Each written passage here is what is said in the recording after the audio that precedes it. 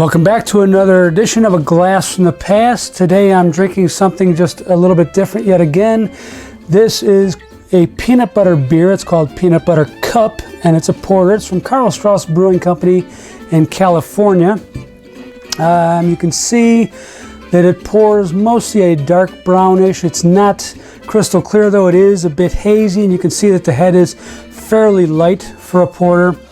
As I'm sitting here and talking to you, the aromas are just wafting up at me. And on that note, the first thing that I get is a nice chocolate character.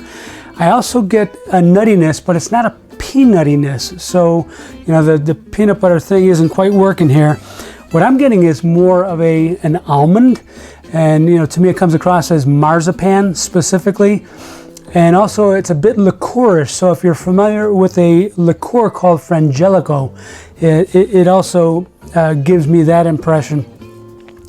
On the palate, it's fairly watery, and it tastes to me like a chocolate soda, like, I don't know if you're familiar with Yoo-hoo. It's watered down. It doesn't have the body, it doesn't have the richness of the chocolate, or the malt for that matter. Again, it's nutty but not peanutty. As I said, the mouthfeel is thin and watery. Carbonation is low. Still holding on to a bit of a head, but on the palate, there's just not that crispness to it. So ultimately, the finish is kind of drab and unexciting, though it does have some hang time. It does kind of sit in the back of the palate for a little bit.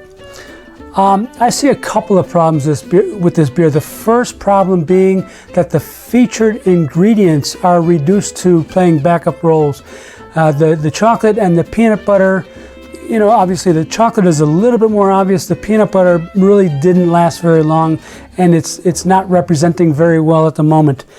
The other problem is that even though this beer doesn't say in the name that it's a robust porter, if you read the description on the side, it does talk about how this is a robust beer, and it kind of the robust style. The reality is that this is not robust at all. Now granted, it may have been a bit more robust 4 years ago, but it's not that now. I'm not sure how much effect aging has had on this beer, but I can guarantee you this: I would have much preferred to taste it when it was fresh. So if you have this beer or any other peanut butter beer in your cellar, I do suggest that you drink it fresh, or at least within the first, I'd say maybe give it a year, but certainly not more than that, okay?